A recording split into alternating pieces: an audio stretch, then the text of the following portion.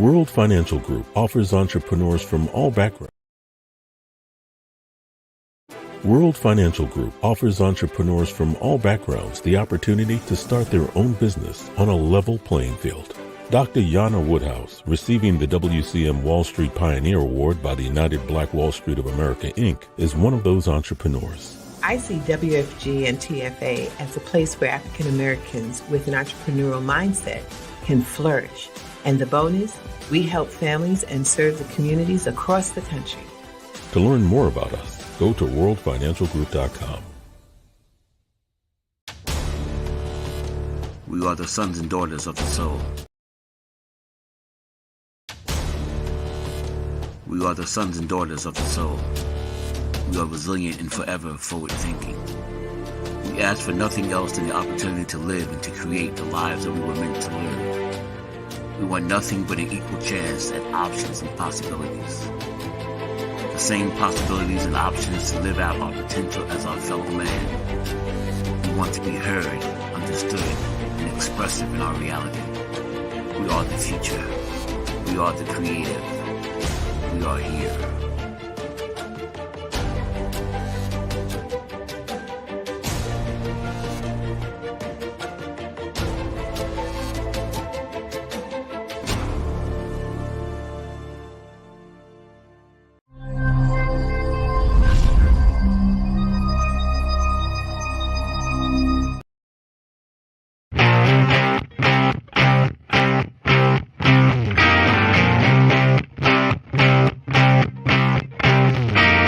She was told that she couldn't play with the boys.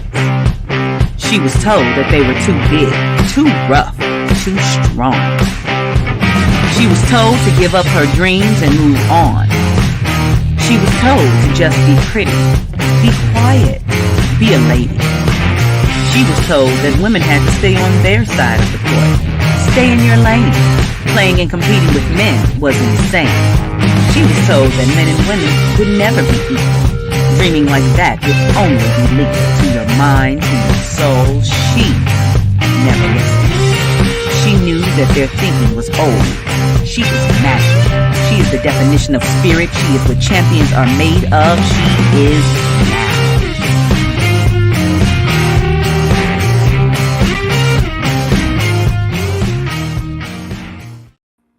Well, greetings. We're at another Thursday here at Access Wealth Nation with Dr. Jana B. Woodhouse, giving you that checkup from the neck up, making sure you have some type of financial direction. And so today we have another explosive event today to share with you some more information, but got a few housekeepings that we have to do. Of course, for those of you know that I believe that if someone wants to hide something, they put it in the book. The key is you have to read the book. So we give this book to you, How Money Works, Stop Being a Sucker. Okay, written by Tom Matthews and Steve Seabolt. Almost forgot our other partner, Steve Seabolt. And the reason, if you would like to have, number one, the book, all you have to do is send your address to Anaj Enterprises, Inc. That's ANAJ Enterprises Inc. at gmail.com and say you want the book. Now, the only thing that I ask you to do is read the book. Why? Because it gives you a foundation to get started in your journey to your financial freedom. You need some tools. So that's one. Another tool is, of course, when we have a plan, then we're not planning to fail. But if we have no plan, there's a good chance we might be planning to fail, because you need a roadmap, a financial roadmap to where you are, to where you would like to be. So once you've read the book, if you'd like a free financial analysis, we'd be glad to provide it to you here at Access Wealth Nation and Anaj Enterprises.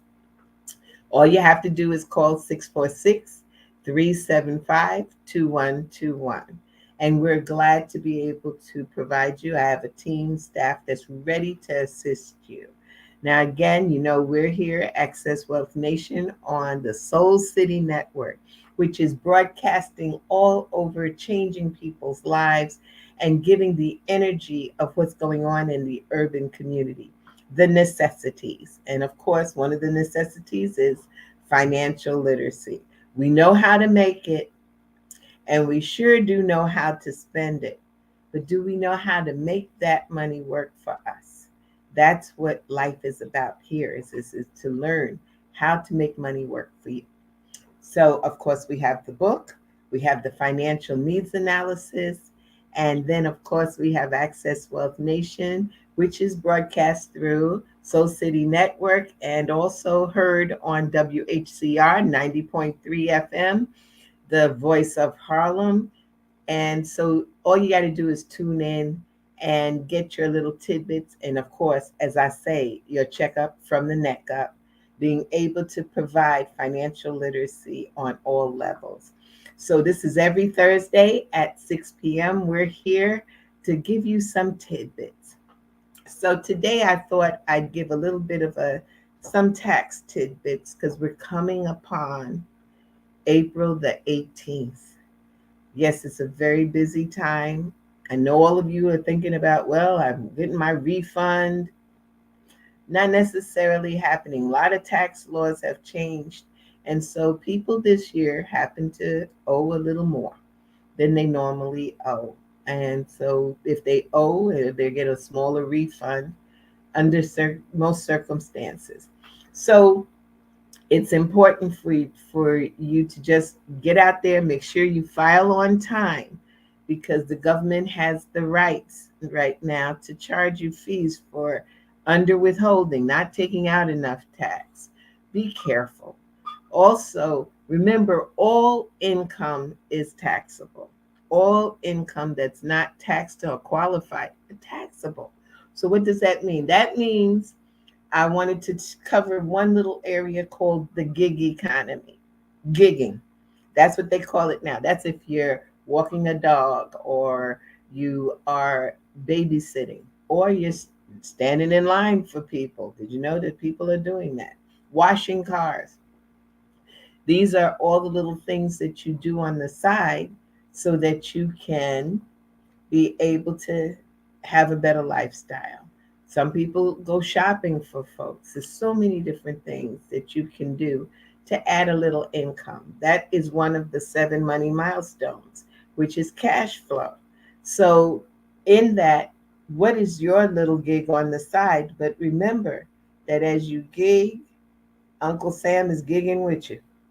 What does that mean? That you technically are supposed to be claiming that income. So be careful on whether you report and what income you are reporting. Now, there's some things that aren't.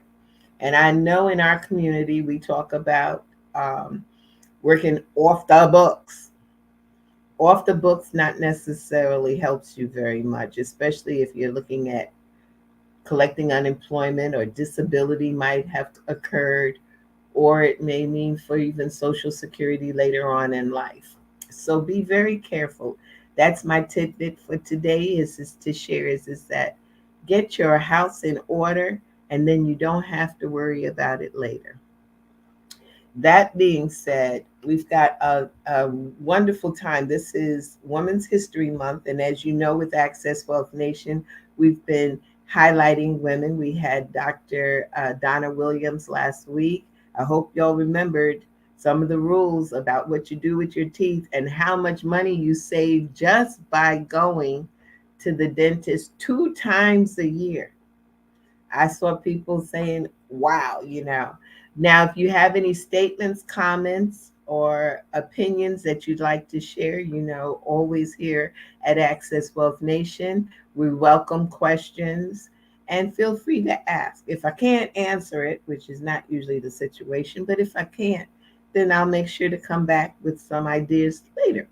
But for the most part, these 44 years in the financial service industry avail me to be able to assist on many ways. And it's just not to give advice, but to give guidance and education. Being a financial educator is more important to me than being an investment advisor. because I can show you where to go, but if you don't understand where you're going and what you're doing, you'll stop. So the best thing is to mm, make sure you put yourself in position to learn, so then you can earn, and then you can grow and make your money work for you. That's it. So that being said, of course, we also wanted to just make note. I didn't carry the copy with me, but they're launching the How Money Works, Stop Being a Sucker division is now creating a new division, How Money Works for Women. And it's written by Sharon Lecter and my dear friend Kim Schooler. And the whole premise is to really see the things that women need to know. Do you know that there's over 800,000 women become widows every year? That's a whole lot of men we killing off. Lord knows.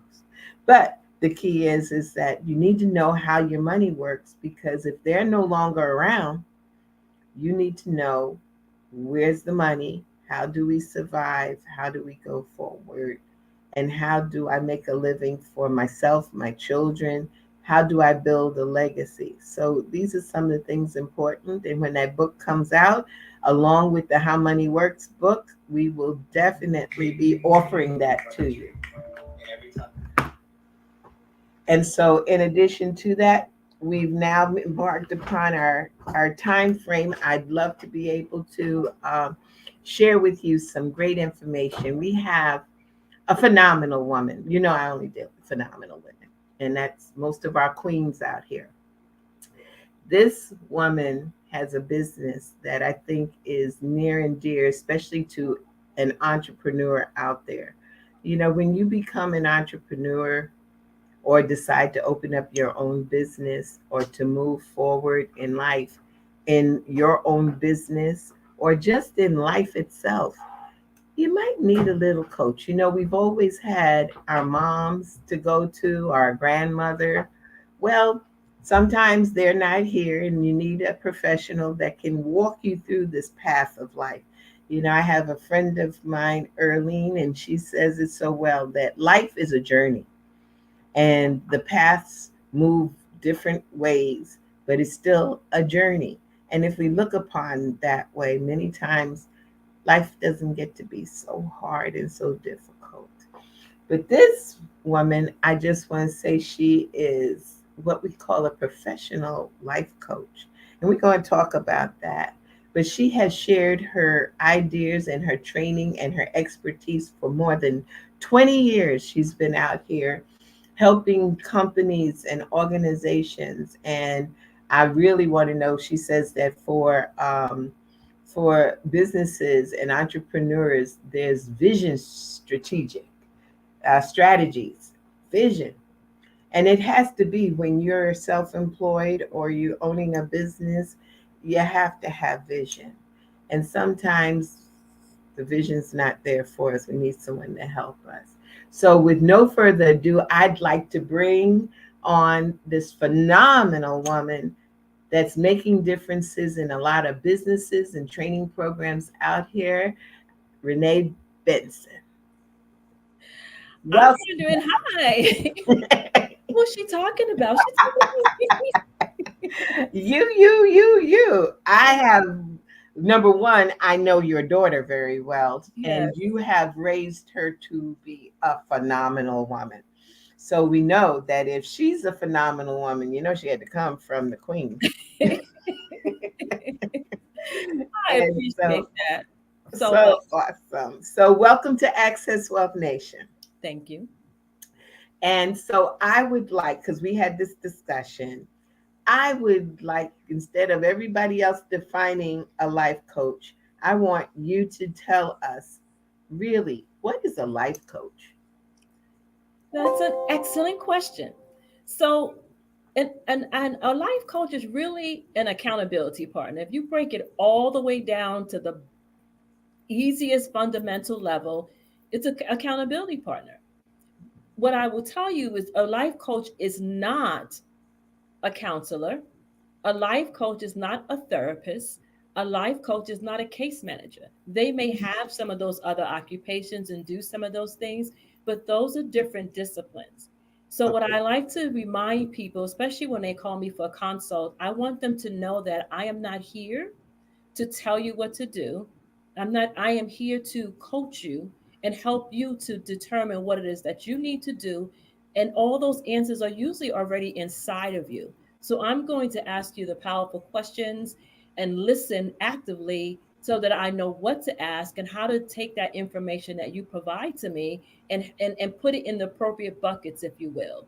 And then we work together to come up with a plan that works for you. It's your plan, it's your ideas, it's all of yours. I'm here to help you along that process, along that journey, as you said a minute ago.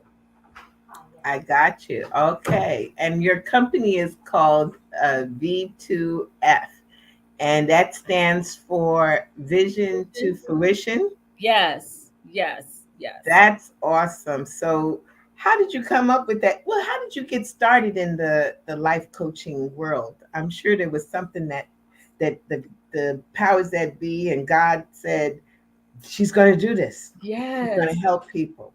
So I've really been doing this for many, many years and didn't know that there was a name for it.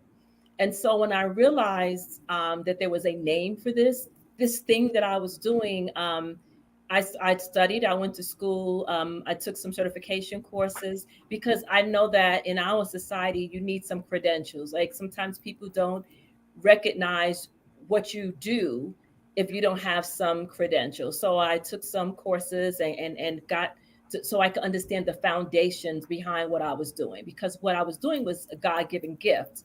I had the skills, but there was some little tidbits of things that I needed. So, and I went out on my own in May of 2018. I left corporate America because I had been working for a company that I was helping them build their coaching practice, if you will. And I wasn't happy with the direction things were going, and I wasn't getting any of the acknowledgement for creating that, which happens, right? When you're in corporate, right? Right? It's That's right. intellectual property, it's theirs. And so, It's theirs. And that's the thing is when we've given so much, we've given, it's a level of right, where we've given so much, and then they get to keep it, and then we got to build again. right, exactly. And so I decided in May of 2018, I said, you know what? I'm going to do this. I'm going to go out and do this thing on my own, full time. And the worst that can happen is it doesn't work and I go back to traditional employment. The best that can happen is I'm successful. So here I am, it's 2023, and I'm still doing this thing. And I'm That's loving every minute. and that's what truly you know that that's your passion. I Yes. tell folks that when there's I tell if I had $1 for every LLC that was out there, I'd be a millionaire and would not worry about because people just opening up, but they don't have the vision. Right. And it's romantic to say you're in business, Mhm. but it's hard work. It is. It And is. it's and you need direction. And now I got a good idea is that having a life coach is to have an accountability person to Right. go back and forth with. In my business, as far as the investment and financial world, that's what we do. We have Mhm. accountability partners to say, okay, you're off track. Which way you going? And what Mhm. do you have? So take us through some of the things that you do to assist folks, to move forward. Do they have to like expose their life to you? No, absolutely not. If I was a therapist, maybe, but I'm not a therapist, right? So, what explain to people is that with coaching, there are some foundational skills: active listening, powerful questions. If someone were to ask me, what were the key things? Those are the two key things. You have to know how to really listen and hear what people are saying with their entire being, what they're saying verbally and what they're saying with their body language, if you were in the same space with them. And then Mm, you have to know how to ask them the questions to so that they can do the deep dive thinking. When do you ask an open-ended question, which helps people to talk and to share, versus when you ask them a yes or no question. And Got those are two core skills. Um, and so what happens is you come to me and you say, hey, Renee, I really need to learn how to save money. I don't know how to do it. I don't know where to start. Um, and so I'll ask you some questions. I want to know why this is important to you. Not even so much why, but what is important to you about saving money. Mm. Because if I ask you why, you're going to give me a bunch of things that may not really, then that's not going to get to the core. But if I ask you about what's important, then I'm getting to your values, Got it. right? So where things you hit the core, so therefore people can address it and Right, and have, what is it, like skin in the game. right, They're in it. exactly. I got it. And I so got that's kind of the process. And so if you're a good coach, you can coach someone on any topic, on any area of life, because I don't have to be an expert about money. it. I have Mm. to be an expert and know how to get you to recognize what's already in you. I have to be an expert at being a partner, a non-judgmental partner, Mm. right? I have to be good at that. Um, and I have to be able to have the tough conversations with you, because it's your goal, right? It's your goal, it's your vision. This is what you want to do. This is not about me. I don't have the only skin in the game I have is to make sure that you achieve your goal based on what you said you wanted to do, not based on what I think you should do. Mm-hmm. And so that's really important for people, because they don't sometimes they look at the life coach to say, hey, what should I do? And my question to you is, let's talk about why is this important to you? What's important to you about this? What would your life be like if you did not do this particular thing? If Mm. you did not have this particular thing? So it's really the art of asking questions that makes coaching such I call a profound profession, Mm-hmm. because it is an art to asking questions.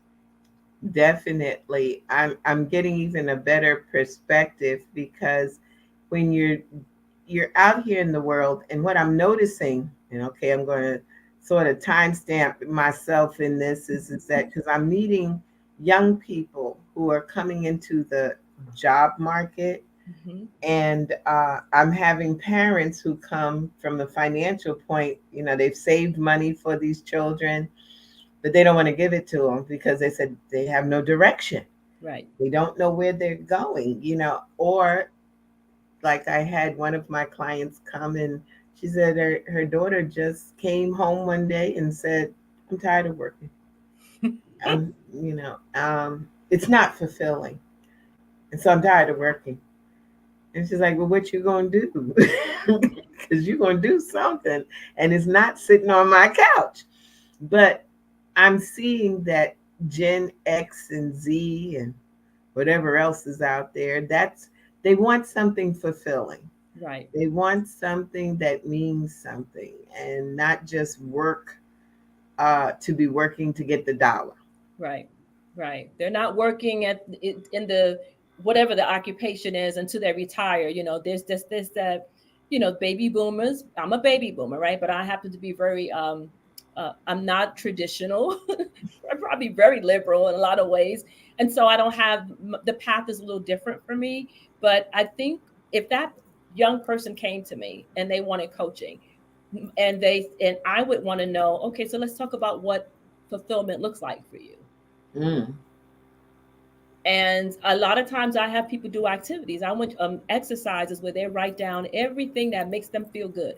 Because my specialty is emotional intelligence. Even though I'm a coach, I focus on emotional intelligence, Okay. because a lot of times it's our emotions that drive us.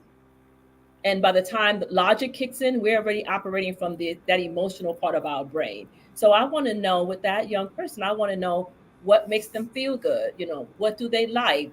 All the things. I'm going to ask them all those questions. And then we're going to categorize those things. And we're going to look at whether or not there are occupations that they can pursue that will help them to, you know, take care of those things, that be fulfilled. And if not, what resources are available to them? So do you have the skills to do this thing? If not, what what resources do you need? And I'm asking the questions constantly. I'm not necessarily because I want them to think. And then, okay, you need to go to school. Let's talk about what does that plan look like. Mm. And then I keep taking them down and not down. I keep asking the questions and keep asking the questions. And it's pretty annoying sometimes to people because they don't want to be asked. They want to be told what to do, but that's not my job because it's not my Understood. life. Definitely, I can understand that. I in my mindset it comes that how did you make it through, or did you business kick up during the pandemic time? Because it seemed like there was a lot of people very, very depressed. They were Mm-hmm. no direction, Mm-hmm. um, couldn't get to the job,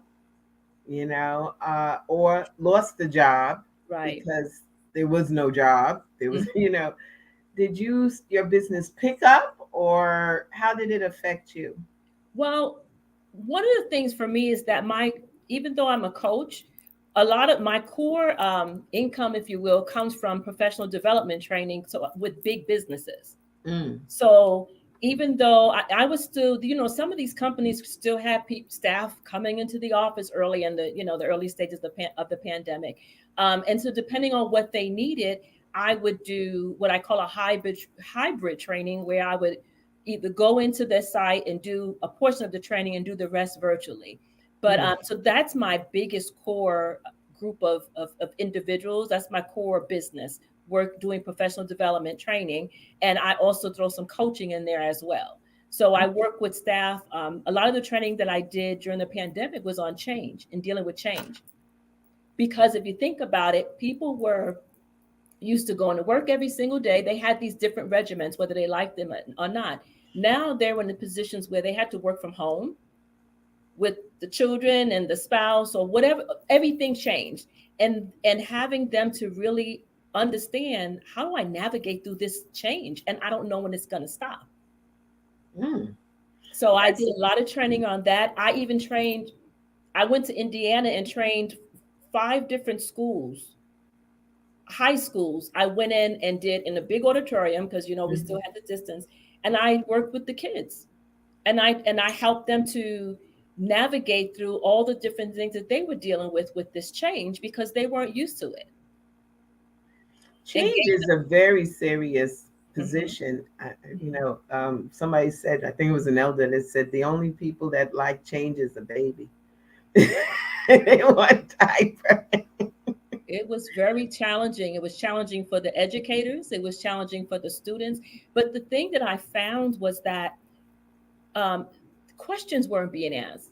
We were just kind of trying to figure out. We were asking questions about the pandemic, in itself. We weren't asking the children, the youth, these teenagers, these high schools, because that's who I worked with, um, what they were feeling, what they were doing, how they were navigating all this change. They're used to going to school every day, hanging out with their friends, like all these different things. So, and they had no coping skills. Some of them were extremely depressed. So when it goes back to my business, I spent a lot of time doing workshops and coaching and things around that and training for the staff, for the leadership, and for the students in these different school districts. And most of them were in Indiana. Hmm. And that's interesting because it seems like that would pose an interesting situation between the young people and older people because the perspective is different, Mm-hmm. and then again there's some young folks that are just some old souls. Right. And so, but I can see where that I could be something that starts to grow even more because some people don't know that they need a life coach. Mm-hmm. How do okay, so we used to have Miss Sue down the block Right. that you could talk to. And I know from a cultural standpoint, especially we as women of color, we have the opportunity. We used to have times to go get our hair done. Mhm. We'd group together, but all that was gone. Right. I think that when I look back on my life, I had elders who were always all the older women. I remember sitting with them during even when I was working and sitting with the older women and they would say, you don't have an opinion yet. Right. You didn't get there yet. You're You right. got to wait till you get. Keep living. Keep That, living. that's it. You got to keep going, girl, because you get with the women and you start having an opinion, and they're Right. like, Mm-mm. "Girl, that's a cute thing you just said. That was cute. That ain't Right. working." But that's the thing that, in some ways, I think is missing, where we're not communicating. We're not, Mhm. So in that aspect, as a life coach, how do you start to work with folks who don't know how to communicate? They know how to do this. First thing I want to do is tie those thumbs. That's the first thing I want to do.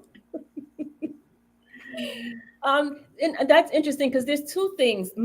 With all the work that I do, my passion is women who are in midlife because I mean, look at me. I'm 62, and it took me so long. I mean, I raised the children, I have grandchildren, I did all the things, and usually what happens is by the time we get to midlife, however you define midlife, because it's traditionally we say it's 50, but it's really early unless you're living until you're 100, right? So, but that's a whole nother discussion.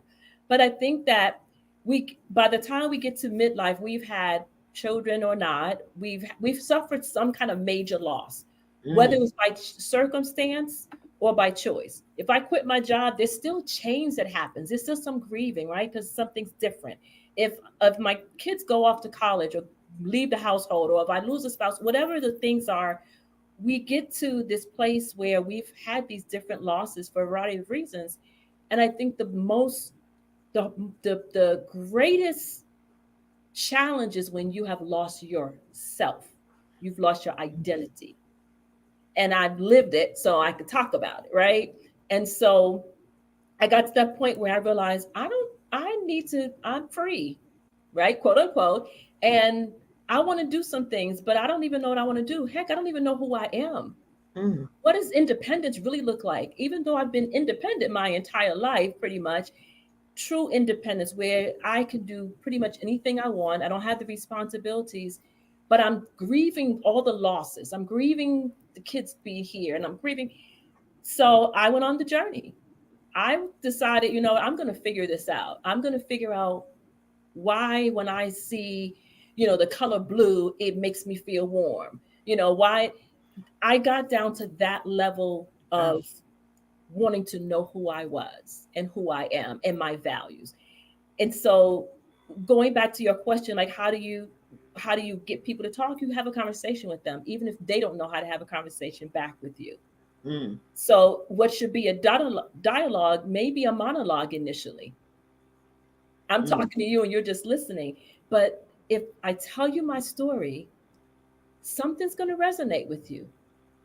And hopefully you'll come back and have a conversation with me. And it's not always about business, right? It's not always about you paying me. It's about sharing our stories, and it's about paying it forward.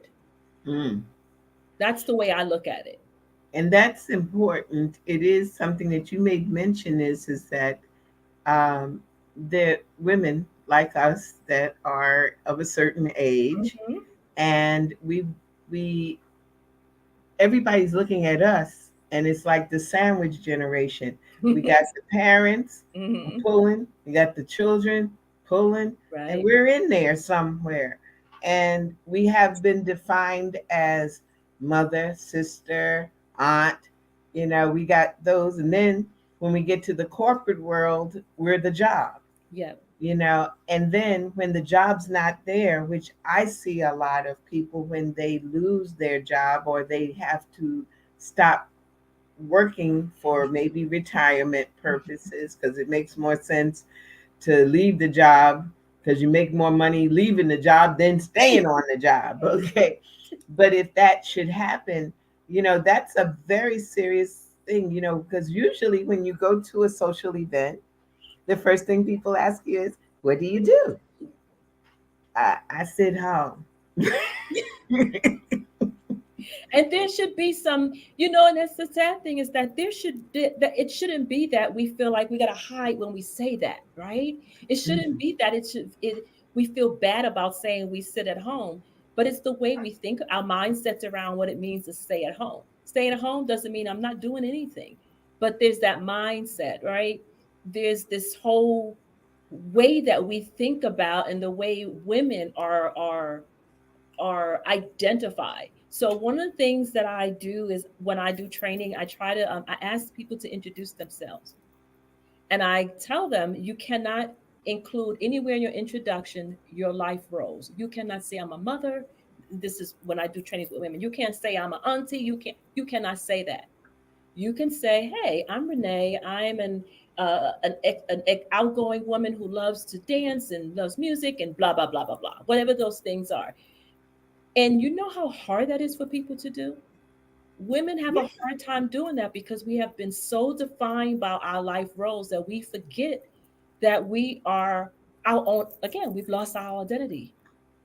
And we have to get it back Right. because ultimately we don't know who's going to be with us and stay with us. Right. And I've seen families change in and out, and you can't be defined. Number one, you cannot be defined by a job today. Right. Okay, Yeah. because the whole key to jobs, it used to be a time that, and I tell teenagers all this, I said, there was a time that you went to school, you got a good education, Mm-hmm. you got a job. I Mm-hmm. call it the journey of the broke, but you get the job. Mm-hmm. You stay on the job. How long? 30 years. You're retired. Then you wind up retiring. They give you a watch. Now they don't even give you a watch. Right. And then what comes next? You go on a cruise and then you're done.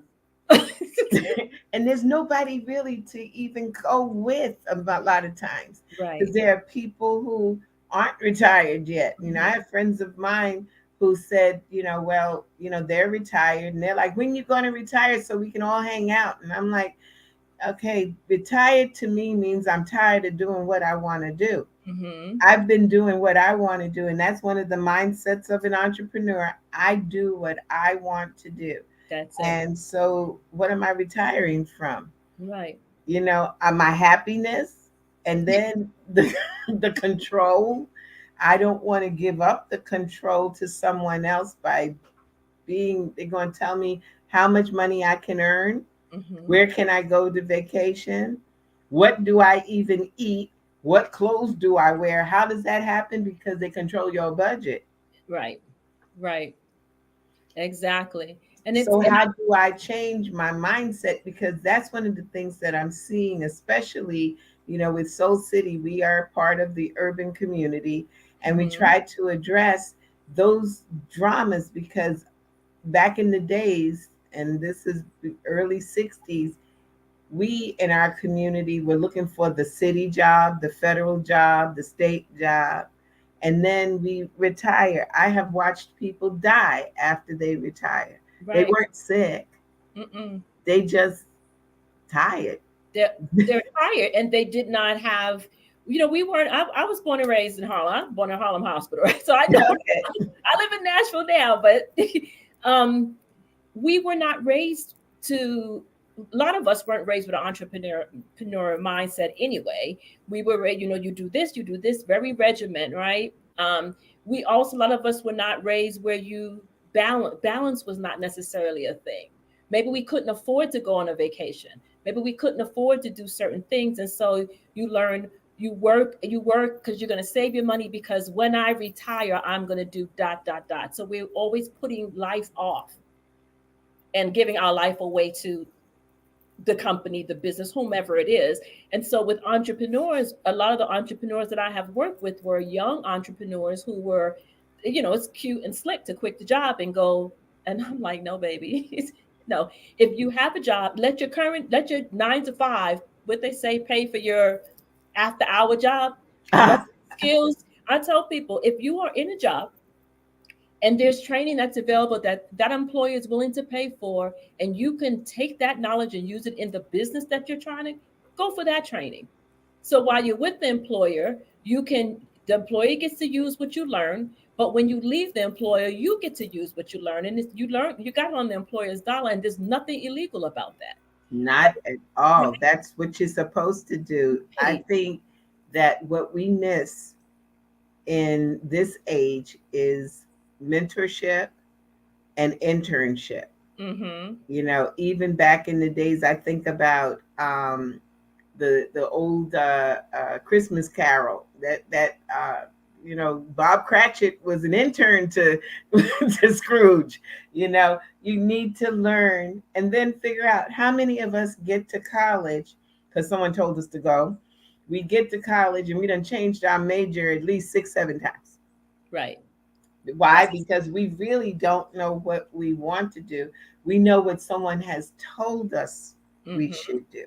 And Mm-hmm. that's the difference. I know I believe it was George Lucas who said, what can you do at 7 o'clock in the morning and still be doing it 7 o'clock at night?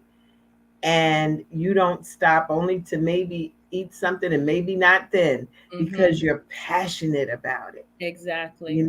So how does one, I know you were talking about women in this midlife thing, and you've created a program to sort of help us through Yeah. this, haven't you? So there's a couple of things. I have a program called Rediscovering You, and it's 8 weeks, and you really kind of deep dive around who you are, right? Mm. The self. So it talks about self awareness, self acceptance, all of those things. But there's a mini course that I'm actually going to be um, providing at the Dream Center in Harlem, and Oh. it's free. It's the Senior Connect group, so it's really designed for those who are 50 and older. But um, you can go and sign up if you want. But it talks about visions and strengths and not vision. I'm sorry, your values, your strengths, and your passions. And Mm. so what I'm doing is helping the people that sign up will help them to really identify their own values, not the values that they've assumed and they've held on to because that's what was taught to them early on. So we do a deep dive into values, and then we go into strengths. The next week we talk about strengths, and then the next week we talk about passion. Are you aligned? Because if you are doing something that you really love, it's going to be based on your core values. Mm. And then we have these trends. So a lot of times we are really good at doing something, and we do it for ever and ever, it seems, but we don't really like it, but we're good at it. So I want people to be able to say, I value creativity, hypothetically, right? Yes. Um, and and so that's my value. And my strength is drawing. Is That's my New York drawing, right? um, and I'm passionate about that. So how can I use that?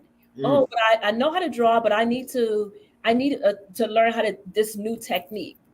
How do I get that? I just want people to be more intentional at whatever stage of life they're in about what really makes them tick, what really sits at the foundation of who they are as an individual, which is your values, and to start to identify their true strengths as it pertains to things that they want to do. Because we do have those God given gifts. And so we're usually pretty strong in those things, but there's always strategy around how we use everything that we have, even with money. Of course, with money, right? Yes. So there's a strategy around how I would use my money to get that resource that I need so I can pursue my passion. I don't know. Oh, okay, I need someone to help me to develop a plan. Okay, maybe I'm going to talk to my financial planner. Maybe I should, right? I better. But then I also need someone to walk along this road with me. So maybe I'm going to get me a coach, someone who is, and I will say this about coaches, every coach is not for you. Mm. You got to match. You have, and Well, I so say, what do you look for when you're looking for a coach? well, one of the things you want to do is make sure that that person has a personality that when you can talk to. When we talk to people, we know right away whether we click or not, right? Yeah, Maybe that's that spiritual connection. exactly. And so um, I think it's important to have a coach that is empathetic. You have to have empathy to be a good coach. But you also need tough love. I'm known for tough love. That's what people know me for. I'm going to spank you with this mouth respectfully. I'm going to love on you. You're going to know, like, oh God, here comes Auntie. That's who I am, and I own that. But when people are looking for a coach, you need to look with someone who really understands you, even though they've just met you. And I Mm. know that may not make a whole lot of sense, right? No, it makes sense because it's that spiritual connection Right. that you need. And like you said, when something is right. Because even when we go to the store, we talk to somebody on the phone, we Mm-hmm. know, oh, I need to hang up and start again. Right. So yes, that's now you said that you're getting ready to do something here in the Harlem community. When is that going to be and how does one participate? So that is it's virtual. So anybody Oh, can out of work, right? So and it's in the link. It's if you go to the website, the dreamcenterharlem.org website, yes. you can sign up for the course. It's called, there it is right there. It's about rediscovering me, aligning your values, strengths, and passions. And it's a virtual workshop. So we're doing it all via Zoom. Um, and it's And every when are the dates? Oh, it starts when? the first Thursday, I believe that's the 6th of April, the first Yes, Thursday in April, and it's every Thursday for 4 weeks. that sounds awesome. I'd It's have to move my show. and they will record it. But it's one of those things that just gets us to thinking. Sometimes we just need to be in a space where like-minded people are trying to do something similar to what we're doing. If you're in a room of people who are trying to really figure out their values, you're going to feel more comfortable because you're not the only one. And Yes. as a people, we were not raised to ask questions. So a lot of our values are based on what we were taught, what mom said, dad said, pastor, grandma, whomever the teacher said. And I'm not saying there's anything wrong with that, right? That's what makes us who we are. But when we get of age where we should start asking some questions, we don't. And that's what I want people to do, just to do a check. You're just checking and make sure what you think, what you've been defending your entire life is truly your values. Mm. Well, that's a question I have also is that I know you said you dig deep and you get the chance to look at yourself. Hmm. What do you do when you look at yourself and you don't like what you just saw? You first, you have to decide whether or not you want to change, because sometimes we don't want to see the, I call the ugly part of us, but everybody doesn't really want to change. So you have to make a decision. Okay, this is who I am. Do I want to do something about this thing? Mm. No? Okay. Yes. Okay, so here's what we do. Let's talk about the plan. And that's when we get into making the decision about what, of the 10 things that I saw that I didn't like about myself, what's most important to me right now? What am I willing to commit to? So here's my thing: courage, community, and commitment. Okay. What am I brave enough, courageous enough to do? My community, who's going to support me in doing this? My accountability team. And um, am I willing to commit to it? So it's courage, community, and commitment, because we can't do a lot of these life changes by ourselves. I don't believe we can. I think we need a brother, sister, girl, somebody who's going to say, you said you wanted to do this. I'm not going to judge you if you don't do it, but you said you want to do this. Keep going. Well, that's a very heavy word there, the judgment, because we are so frightened of what people will think of us or say to us or think about what we're doing. Yes. And I have always admired folks who had that I don't care attitude. It's like, I don't care what you think. I'm doing what makes me happy, Mm-hmm. and enjoyable. But that's a tough position, It is. sometimes is to look into, I came from a household that uh, my mother was a social worker. My father was a butcher. My dad did tell me about entrepreneurship. He Mm-hmm. said, he who writes the check is free. I like that. Yeah. And I got it. Okay. But then how much energy do you put into being the person who writes the checks all the time? And then how do you enjoy being the person that writes the check all the time? Right. But I always think is that if I'm writing the check, then I'm not giving away the money. I'm just giving a portion away. So, I give the example all the time. They talk about LeBron James. And I said, yeah, when he got that $83 million contract, that was really great. But I wanted to be the person who wrote the check. Because if I'm giving him 83 million, Mhm. how much I got, you Right. know? And what am I doing with it? Because that's the thing, right? You get to learn how to write the check, but you don't know what to do with it. And You that's when you got to, like you said, which was so important, you got to get your team together. Yep. So I talk about for folks for when they starting businesses, they need their team. But I never really thought till just now about the fact that in your life, you need your team. You said it's community. You have Mhm. to have courage. You have to have courage. Right. It's a lot to step out, Mhm. and that's on all levels, straight across the board. The only reason why I went to Wall Street because I didn't know that I wasn't supposed to be there. I just, I was on a mission. My mission was to help my folks learn how to invest because we weren't getting the same as other people. Right. So I didn't see the fact that there weren't a lot of folks that looked like us, and especially female. Mhm. But that didn't stop me. You had to have the courage to go forth and as you know, in metaphysics, we say be the distributors of that God power that's in you. That's Go right. for it. Right.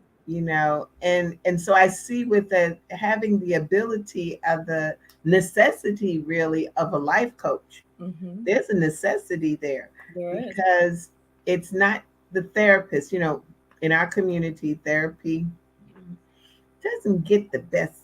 Right. That's it. But I have a therapist, right? 'But we don't. But here's the other thing about coaches, and I have seen this across the board.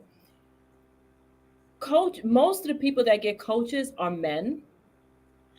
Ah, Especially in the corporate world, they're the men who are in the C-suite, and they're getting coaching. Very few now. More women are coaches, but in mhm, our community, a lot of times we don't value coaches. mhm.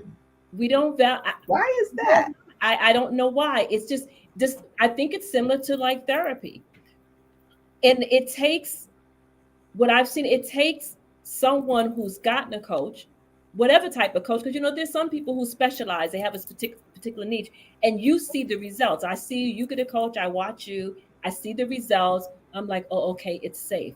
I don't know why it's that way, but it is.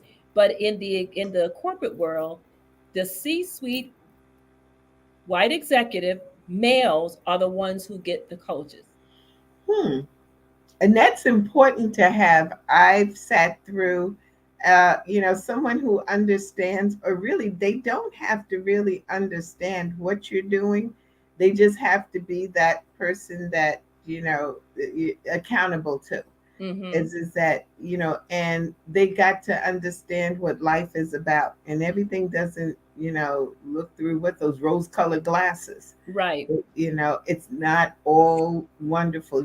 I was sitting back recently and thinking a lot of people, when we see movie stars, I was just listening to Glenn Turman, Mm-hmm. and I didn't know he was the little boy on the stage back in the days on, oh goodness, The Raisin in the Sun. Mm. He acted with Sidney Poitier, and it was cute because he said he's doing a special now on his life, and he said, every day we go on the stage, but then I'd see this man on TV and in the movies, and this is the same man I'm on the stage with, and it took a lot in me to understand how great that is, that I had someone to look up to. Mm-hmm. And that's where I think a lot of times we're missing. We don't have someone, number one, we don't have someone to look up to because Right.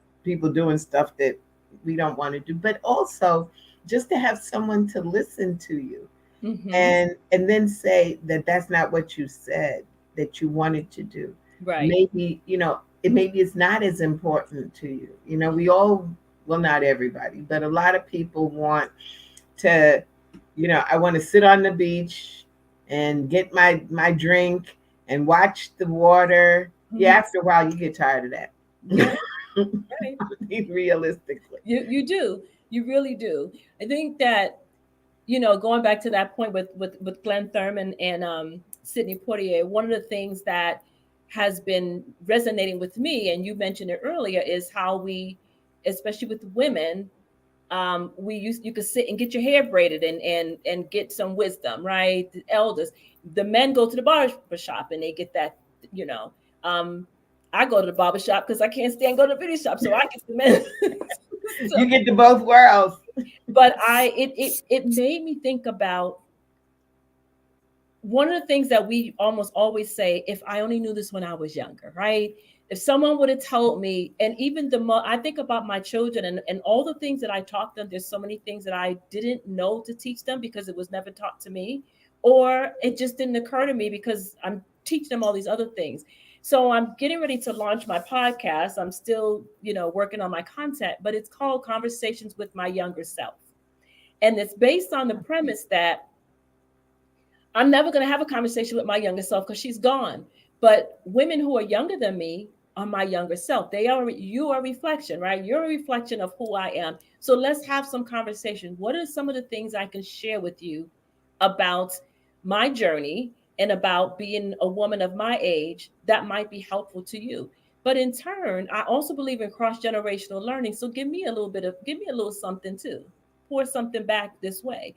But things like menopause and all the stuff that you go through with menopause, that, all you know is that someone's going to get some hot flashes. They don't tell you that your skin might change. I think that that's important information. I could tell you to keep your legs closed and all the stuff that we used to tell the young ladies, right? But a woman at 50 needs to that's still my younger self because I'm not 50 anymore. So I think that it's important for us to, I'm doing the rediscovering me. I'm doing these are different things, and I'm just one person. There's so much that we can offer one another so we can kind of walk this journey together and share our knowledge and our wisdom and be willing to pour and to be poured into. And that's what I want to see happen as much as possible. That's awesome. When are you going to start your podcast? Yeah. I just, well, I'm hoping to start it. It was supposed to start this month because it's Women's History Month. So my goal is to launch it in April. Okay. And I'm probably going to do it on a different platform, because one of the things I started doing as I started to discover myself was I started streaming live on Twitch. So I DJ live on a platform. I know, right? It's just the DJ. Well, let me rephrase that, because I tell people I am not a DJ. I am a vibe curator. I play really good music, and I'm not scratching and all that stuff. But again, it's one of those things where I learned more about who I am, and I was not afraid to do something different. Someone dared me to do it, so I got on and I stream live every Thursday night and some other days. I mean, oh Tuesday. really? What time? And so where they find you? Come on, you guys share this. It's on the platform, but I didn't put it up there. It's on the platform that most people aren't familiar with. It's called Twitch. And it's really a platform for gamers. And I'm not a social media. Those are not things that I like to do. But it's a platform mainly designed for people who do gaming. And when the pandemic hit really bad and people couldn't do things like D Nice, they started to find other places where they can stream. So a lot of DJs are there and streamers. And so I got on there and I started streaming my music. I'm going to use that platform to beta test this podcast. And I also have conversations on my stream about intimacy. So I talk about not just sexual intimacy, physical, emotional, all those things. So I'm using this space to live my rich life, to really, and to share, because I'm a giver, I'm a sharer, I want to help. So I'm using these different places, and I'm probably feel better than I've ever felt in life because I rediscovered myself. That is awesome. Well, that's an answer right there, to be able to rediscover, when we get to those certain plateaus. I really believe, everybody uses it, age is but a number. And I really do believe it, because I look back and, like you said, the discussion with your younger self, in the young years, and I look and I still see the same person, so, it's like, okay, and then every so often you look, and like you said, the skin gets a little different. You got to put more moisturizer. Mhm. You got steam. Okay, then during that phase of the hot flash, whatever. Okay, been there, done that. After a while, you look back and you say, okay, I went through it, but I'm still that little girl who looked in the mirror Yes. and blew her face up, to see what Yes. she would possibly look like later on in life, you know. And the key is, in my opinion, is that you love her, Yes. Yes. that we learn to love that little girl, And I know some of my clients, they giggle because I do at times. I have that little girl, she comes out and I have no control over And you shouldn't. Let her come out. I don't want to have control. I want her to be just as free because I need to be free Right. and to be able to live. We were talking about the fact that we get these jobs and we're out. Who are you? Don't tell me about what you do. Tell Right. me who you are. Like you Right. said, I'm a loving person. I love to give. That says a lot. Mm-hmm. That says a lot, and that's what I'm looking for. I'm looking at our time. I'm so depressed now because I'm having so much fun. But I do want to say is that people should reach out. I think that they should definitely get on, especially women of a certain age. You need to get out there because we're here, and we Right. need to be here for each other. Right. And women of our community, our culture, we need to get busy because until we get our act together, this thing ain't gonna be right. Right. Just live. I mean, if you're alive, then live. That's it. To have that element to say, I've done all that when the time comes and I got to go the other way, I Mm-hmm. don't want to have, never did want to have those depression situations I should have, could have, would have. No, I did what I wanted to do. Right. I experienced what people had to share with me, and now I'm going. I'm out. No sense. So the last word I'm giving to you, my dear Renee, give us the words of wisdom that you would like to share with folks to understand the power of the relationship as a life coach. the the words of wisdom. It is your life. Live it. If you need help finding a path for your journey, get the help that you need so you can live richly. Excellent. Thank you so much Thank you for for having sharing. me. Definitely. And hopefully I can have you again when you're getting ready to launch some more classes and things. I Yes. would love to have you back because this is about balance. Yes. And so thank you again Thank for you. being on Access Wealth Nation. This is Dr. Jana B. Woodhouse, Access Wealth Nation on the Soul City Network. I hope you got your checkup from the neck up, and I hope you learned something. Have a good night and be at peace.